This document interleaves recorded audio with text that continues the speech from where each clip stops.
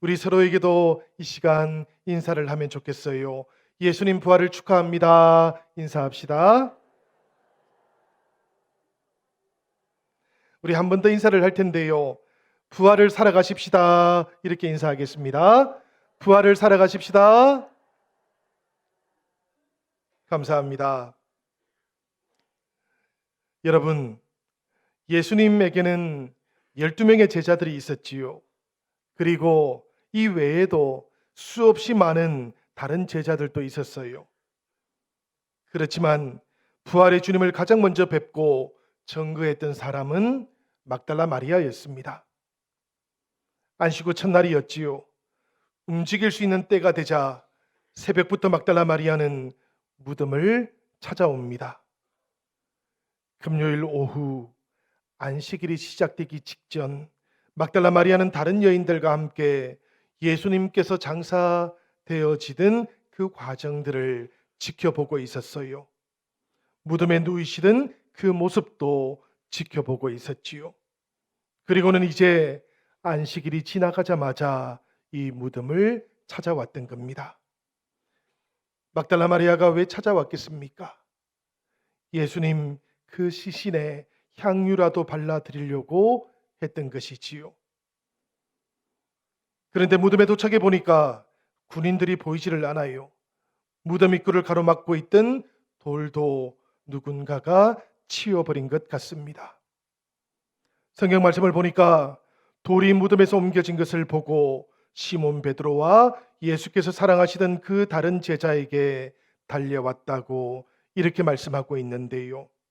2절 후반절의 말씀을 보면 사람들이 주님을 무덤에서 가져다가 어디 두었는지 우리가 알지 못하겠다라는 말씀도 나와요. 생각을 해보면 막달라 마리아는 무덤 속으로 들어가지는 않았지만 바깥에서 그 안을 들여다보기는 했던 것 같습니다. 주님의 시신이 보이지 않았던 것이지요. 죽은 자로 분명히 거기 계셔야만 했는데 그렇지를 않았던 겁니다. 당연히 막달라 마리아는 누군가가 주님의 시신을 가져가 버렸다 이렇게 생각을 했고요. 그래서 마음이 너무 아팠고 속이 너무 상했던 겁니다. 급하게 내려와서는 베드로에게 그리고 또 다른 제자에게 이 사실을 알려주었지요. 그리고 자기도 다시 무덤 곁으로 돌아왔습니다. 베드로와 다른 제자가 급하게 무덤 곁으로 달려왔는데요. 도착하기는 예수님께서 사랑하시던 다른 제자가 먼저 도착을 했어요. 아마도 요한인 것으로 보입니다. 그러나 이 제자는 무덤 속으로 들어가지는 않아요. 바깥에서 세마포가 놓여 있는 것만 보게 됩니다. 그리고 조금 늦게 도착했던 베드로가 무덤 속으로 들어갔고 세마포를 보았고 또 조금 떨어진 곳에 머리를 감싸고 있었던 수건이 놓여 있는 것도 보게 됩니다. 그때서야 예수님의 사랑받던 제자도 무덤 속으로 들어오게 되었지요. 그때까지도 이 베드로와 그리고 요한이라고 추정되는 다른 제자는 예수님께서 부활하셨을 것이라고는 생각조차도 하지를 못했습니다.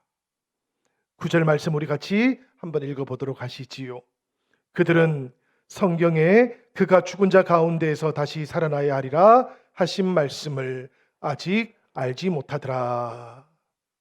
이 말씀을 읽을 때 제 마음속에 우선 떠올랐던 말씀은 시편 16편 10절에 나오는 말씀이었어요. 이는 주께서 내 영혼을 소홀히 버리지 아니하시며 주의 거룩한 자를 멸망시키지 않으실 것입니다. 물론 이것보다도 더 분명한 말씀도 있지요.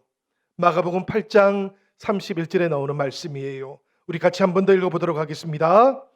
인자가 많은 고난을 받고 장로들과 대제사장들과 서기관들에게 버림받아 죽임을 당하고 사흘 만에 살아나야 할 것을 비로소 그들에게 가르치시되.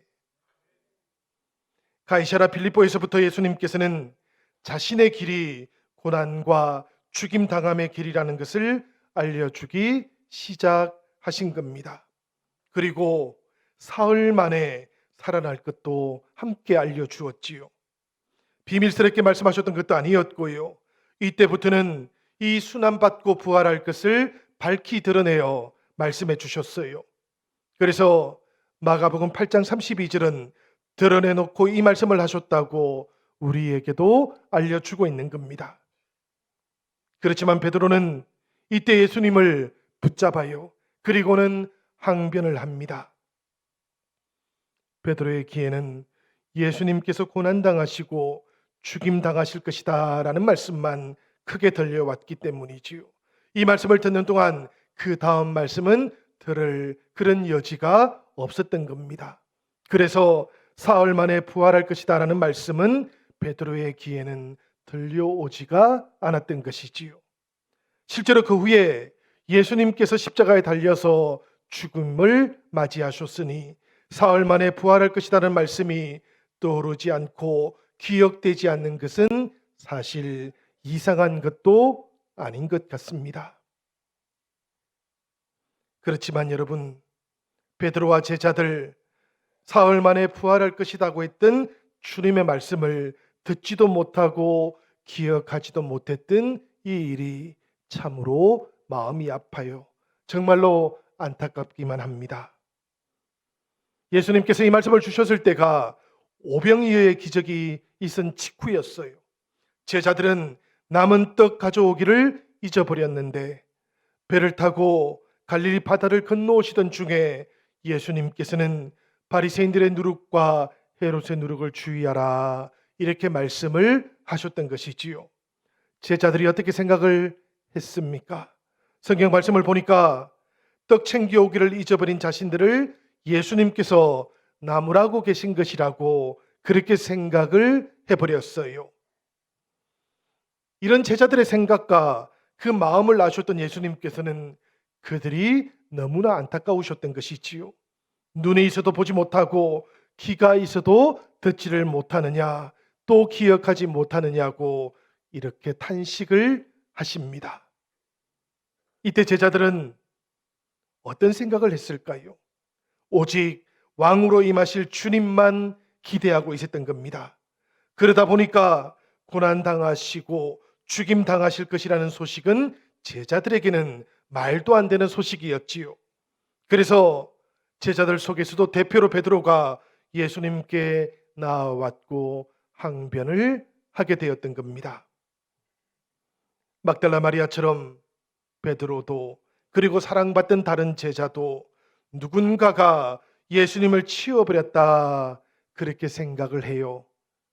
사흘 만에 살아날 것이다라는 주님의 말씀은 기억조차 하지 못했기 때문이지요. 그리고 이 제자들은 어떻게 했습니까? 집으로 돌아와 버립니다. 어떤 다른 일도 하지 않아요. 설령 누군가가 예수님의 시신을 가져갔다면 그 시신을 가져간 사람을 찾기라도 해야 되었을 텐데 그들은 어떤 것도 하지를 않고 집으로 돌아와 버립니다. 요한복음 20장 8절의 말씀을 보시면 그때야 무덤에 먼저 갔던 그 다른 제자도 들어가 보고 믿더라 이렇게 말씀하고 있는데요. 이 믿음의 내용이 무엇이겠습니까?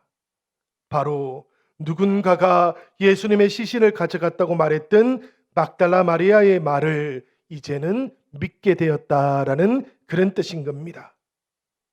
여러분, 우리가 주님의 말씀을 읽고 들을 때 나 중심으로 읽고 듣지 않을 수 있으시기를 바라요. 내가 바라는 것, 내가 원하는 것만 중심에 놓고 말씀을 읽고 듣고 그리고 기억을 하다 보면 주님의 말씀을 듣지 못하게 됩니다. 그리고 주님의 말씀을 온전하게 기억하지 못하게 되기도 하고 맙니다. 내 삶을 내려놓고 오직 주님께서 나에게 주시는 말씀에 마음을 집중해서 우리가 읽고 듣고 묵상할 수 있어야만 되겠어요. 그래야만 기억되는 말씀이 달라지기 시작하기 때문입니다. 제자들이 돌아가 버리고 막달라 마리아는 속이 상했어요. 어찌할지 알지도 못했습니다. 그래서 무덤 바깥에 서서 울고만 있었지요.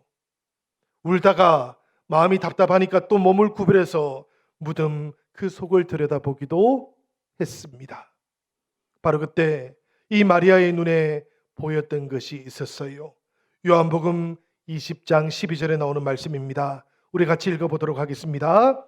흰 옷 입은 두 천사가 예수의 시체 뉘었던 곳에 하나는 머리편에 하나는 발편에 앉았더라.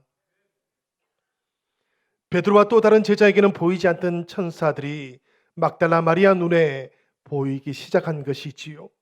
하나는 머리편에 또 하나는 발편에 앉아있는 모습이 보이기 시작한 겁니다. 여러분, 이 말씀을 묵상하며 우리는 두 가지를 생각해 보아야 돼요. 하나는 이 천사들이 앉아있던 모양입니다. 언약궤가 놓여있던 성전을 한번 떠올려 보세요. 언약궤는 지성소에 있었지요. 그리고 이 언약궤 덮개를 우리가 무엇이라고 부르는가 하면 시은자라고 그렇게 불러요. 하나님 은혜의 보좌라는 그런 뜻입니다. 그런데 여러분, 이 지성소 속 시은자를 누가 지키고 있습니까? 바로 두 천사들이 지키고 있는 것이지요. 시은자를 감싸듯이 두 천사가 그렇게 지키고 서 있는데요. 지금 우리가 읽었던 성경의 말씀 속에서 예수님이 누워 계셨던 그 자리, 그 머리와 그 발 쪽에 두 천사가 그렇게 앉아 있는 겁니다. 마치 무덤이 지성소라도 되는 것처럼 시신이 누워 있던 그 자리가 하나님의 보좌라도 되는 것처럼 말입니다. 그렇습니다, 여러분. 예수님께서 부활하신 빈 무덤은 바로 우리들의 지성소입니다. 주님께서 부활하신 그 자리가 바로 영광 중에 임하시는 하나님의 보좌예요. 그곳으로부터 제 가운데 있는 우리에게로 하나님의 영광의 빛이 비추오기 때문이지요. 그곳에서부터 우리에게로 하나님께로 나아갈 살 길이 열리고 있기 때문인 겁니다. 막달라 마리아는 바로 이것을 보았던 것이지요. 그리고 바로 그때 소리도 들려옵니다. 여자여, 어찌하여 우느냐? 이 소리를 들었던 마리아가 대답을 합니다. 사람들이 내 주님을 옮겨다가 어디 두었는지 내가 알지 못함이니이다. 막달라 마리아는 이때까지는 천사인 줄 알지를 못했던 것 같아요. 누군가가 주님을 옮겨갔는데 그곳이 어디인 줄 알지 못하겠다고 울며 하소연하고 있을 뿐이었지요. 그러다가 뒤로 돌아섰는데요. 바로 그곳에 우리 주님께서 계셨던 겁니다. 여러분, 금방 주님을 알아보고 달려갈 수 있었더라면 얼마나 좋았겠어요. 그렇지만 부활하신 주님은 이전의 주님의 모습하고 같은 듯 달라 보입니다. 그러다 보니까 금방 알아보지를 못해요. 14절 말씀은 이렇게 기록이 되어 있습니다. 이 말을 하고 뒤로 돌이켜 예수께서 서 계신 것을 보았으나 예수이신 줄은 알지 못하더라. 슬픔, 그 슬픔이 가득 차 있었기 때문일까요? 아니면 부활을 전혀 예상하지 못했기 때문일까요? 생각을 한번 해보면 막달라 마리아만 이러했던 것은 아니었습니다. 엠마오로 내려가던 두 제자들도 부활하신 우리 주님하고 함께 길을 걸어가고 있었지만 그때에는 주님을 알아보지 못했어요. 떡을 떼다가 밥을 먹다가 그때서야 비로소 주님을 알아보게 되었던 것이지요. 주님을 알아보지 못했던 이유, 그 이유가 무엇일까 생각을 해보면 한 가지 확실한 게 있습니다. 부활하신 예수님의 몸이 달라졌다라는 겁니다. 고린도전서 15장 42절부터 44절까지의 말씀, 이 시간 우리 함께 읽어보도록 하시지요. 죽은 자의 부활도 그와 같으니 썩을 것으로 심고 썩지 아니할 것으로 다시 살아나며 욕된 것으로 심고 영광스러운 것으로 다시 살아나며 약한 것으로 심고 강한 것으로 다시 살아나며 육의 몸으로 심고 신령한 몸으로 다시 살아나나니 육의 몸이 있은즉 또 영의 몸도 있느니라. 몸의 부활이 맞기는 한데요. 그렇지만 이 몸이 우리가 생각하고 있는 몸하고는 또 다르다라는 그런 말씀이에요. 썩지 않고 영광스러운 몸이라는 것이지요. 강하고 신령한 몸이라는 겁니다. 우리가 살아가고 있는 이 땅, 이 시공간을 초월해버린 그런 몸이라는 뜻이지요. 그래서 몸이기는 한데 또 몸이라고 불러야 할지 사실은 조금 애매합니다. 그렇지만 한 가지 분명한 사실은 변화가 임하고 있는 몸이라는 것이지요. 그래서 막달라 마리아도 엠마오로 내려가던 두 제자도 주님의 몸을 금방 알아보지는 못했던 것입니다. 그렇지만 부활의 주님께서는 이 막달라 마리아를 보시고 마리아야 이렇게 불러주셨어요. 그 이름을 불러주셨을 때 막달라 마리아는 예수님이라는 사실을 알아차리게 됩니다. 여러분, 저는 신앙생활을 하는 동안 이 알아차리는 순간이 참으로 우리에게는 중요하다는 것을 늘 깨달아요. 깨달아지는 그런 순간이 없으면 주님을 알아볼 수 없기 때문입니다. 임하시는 성령도 우리가 느끼지 못하기 때문이지요. 우리들 모두는 눈이 열리고 귀가 열리고 마음이 열려서 부활의 주님을 언제라도 알아볼 수 있는 성도들이 되시기를 축복합니다. 두 번째도 우리가 한번 생각을 해보시지요. 도대체 왜 막달라 마리아였을까요? 많은 제자들이 있었지 않습니까? 수제자였던 베드로가 있었고 사랑받던 예수님의 제자 요한도 있었지 않습니까? 그런데 그럼에도 불구하고 주님께서는 왜 막달라 마리아에게 나타나 주셨던 것일까요? 막달라 마리아는 어떻게 천사를 볼 수 있었고 부활하신 주님을 알아볼 수 있었던 것일까요? 이것은 막달라 마리아와 우리 주님과의 관계를 생각해 보아야만 하는 겁니다. 제자들은 이미 주님께서 예루살렘으로 오시는 그 길, 십자가로 가는 그 길 속에서 마음을 돌이켜버렸지요. 배신해버렸지요. 그렇지만 막달라 마리아는 사랑하는 주님을 끝까지 따라갔고 십자가 아래에 머물러 있었고 그리고는 이제 안식일이 지난 후에 무덤을 찾아왔던 사람이었어요. 이 막달라 마리아, 과거에는 7 귀신이 들려서 짐승처럼 살았던 여인이기도 했습니다. 그러다가 예수님을 만났고 영생을 얻었고 새 사람이 되었던 것이지요. 예수님께 받은 것이 너무나 많았던 여인이었습니다. 자기 인생을 구원하시고 변화시키신 이 예수님이 너무나 좋았어요. 은혜를 받았고 그래서 사랑도 하게 되었던 겁니다.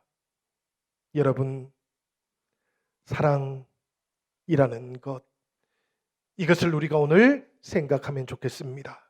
사랑은 때때로 다른 사람이 하지 못하는 것을 하게 만드는 능력이 되기 때문입니다.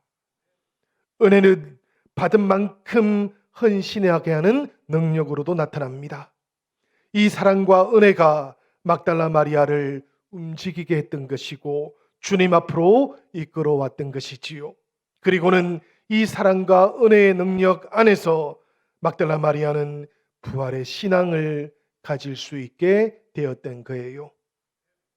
여러분, 부활주의를 맞이하는 오늘 우리들도 주님을 향한 우리들의 사랑과 은혜 받음을 기억할 수 있기를 바랍니다.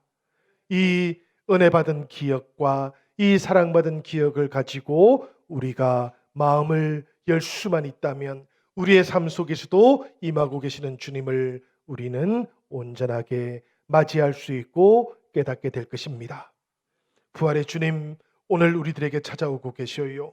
우리가 병상에 있을 때에도, 우리가 슬픔 가운데 있을 때에도 우리를 찾아와 주시는 주님께서 우리들의 이름을 불러주시고 부활의 영을 불어넣어 주고 계십니다. 부활하신 주님을 보지 못하여 의심하고 있던 도마를 한번 생각해 보세요. 찾아와 주신 우리 주님께서는 믿음 없는 자가 되지 말고 믿는 자가 되라 하시면서 십자가 그 상처들을 보여주셨지요. 이 주님 오늘 우리들을 찾아와 주시고는 십자가의 그 상처를 보여주고 계시는 겁니다.